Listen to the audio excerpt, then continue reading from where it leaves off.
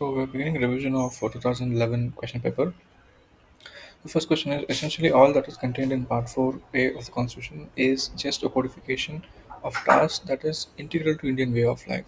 So this question is trying to say that all that is contained in Part 4A, that is fundamental duties, is just a codification of tasks which is integral to the essential Indian way of life. So critically examine this. We have to examine the statement. Critically examine means that there are points which we agree to the statement also, and there may be occasions where we may disagree to the statement also. So no, looking at the answer quickly, the fundamental duties of citizens were added as a basic part of introduction. We can start with an amendment and an article or a basic historical premise. So, the duties of the citizens were added by the 42nd Amendment of 1976 on the recommendations of the Swarenstein Committee.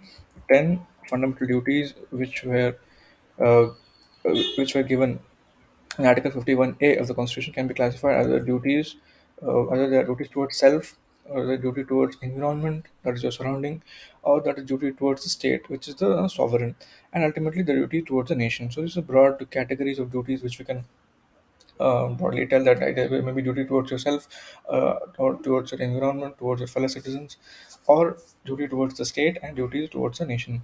So, this was inserted in the Constitution to make fundamental rights more meaningful.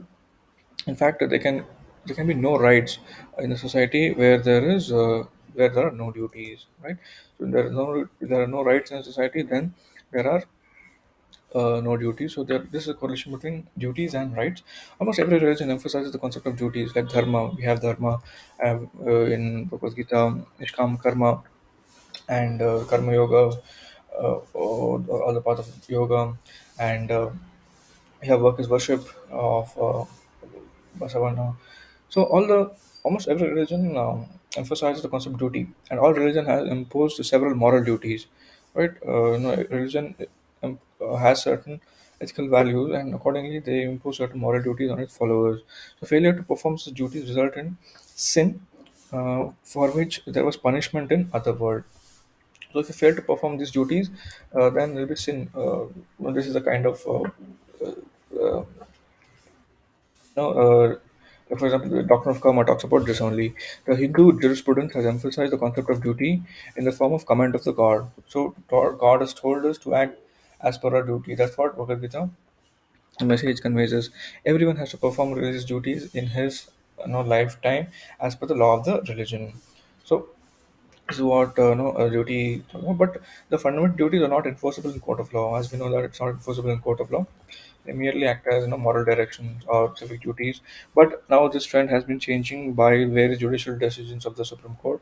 Though they are not enforceable, but they can be used while interpreting the fundamental rights and DPSP for the welfare of the people of the state. They lack judicial effect, but their constitutional and moral impact is effective in inspiring some legislative actions. Therefore, they are truly codification integral to Indian way of life, but effective and inspiring codification. So the first question I talked about fundamental duties and codification is just integral to Indian way of life. Moving forward, the next question is exercise of executive clemency is not a privilege, but is based on several principles and discretion, and has to be exercised in public consideration. Unlike the statement in the context of the judicial powers of the President of India. So as we know, the context is that president has the power to pardon, uh, you know, death sentence. He has the usually give executive clemency powers. So it's not a privilege. It's not a privilege, right? It's a matter of right, but it's based on several principles. Also, the principles and discretion has to be exercised in public consideration, and it's all discretionary power of the president. So in the popular government, as well as monarchies, it is considered prudent to vest in the executive authority the power to ameliorate or avoid popular criminal judgments. Article 72, this is an article for this. Every polity question, there has to be an article in case or amendment or some legal position. Article 72 of the Constitution gives the President to grant pardon, reprieve, respite, or remission of punishment, or to suspend or commute the sentence of any person convicted of any offense.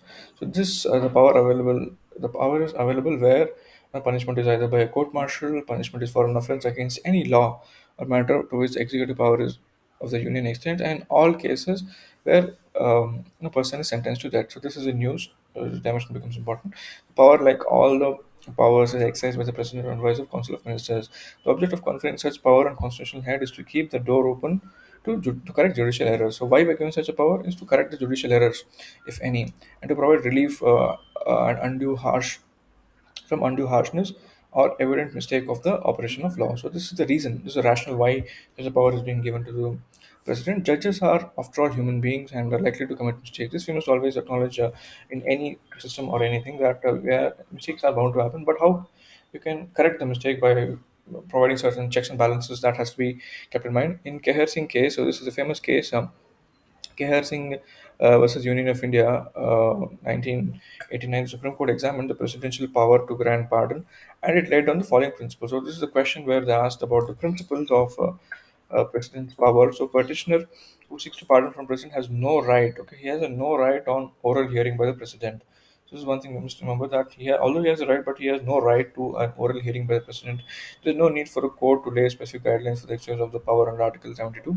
The power is to be exercised on the advice of central government. So this must remember that the power has to be exercised in advice of the central government, because president shall always shall act in advice of the council of ministers. It is open to president to scrutinize the evidence.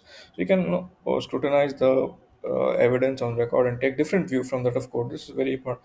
That's the whole purpose of giving president power. He can always take a view which is different from the court, and the exercise of the power by the president is not subject to judicial review. So this is there are subject to judicial review. The president is not bound to give reasons for his order. The president is not bound to give reasons. These are the key things which we must remember. That president, uh, there's no right to an oral hearing, and it has to be exercised in the advice of the central government, and he can take a different view taken by the court from the view which has already been taken by the court. So, judicial review of the pardon, if you see, the judicial review of the order of the president or the governor um, is available on following grounds. See, when judicial review is available on pardon, there are some conditions. The order that has been passed without an application of mind. So again, this is very subjective. Whether the president has applied his mind or not. But on such malified intentions, if the order is malified, it can also be taken up for review. And then the order is based on extraneous and wholly irrelevant considerations if it has been done.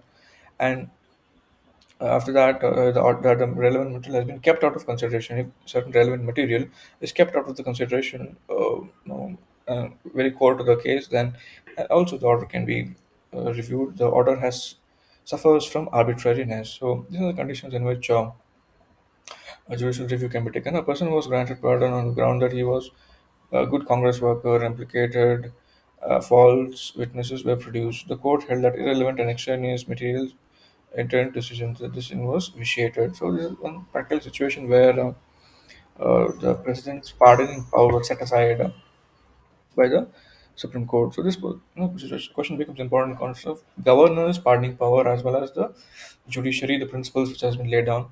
So let's move on. Let's discuss the extent, causes, and implications of nutrition transition which is underway in India. So it's a very key question about the nutrition transition which is underway in India. So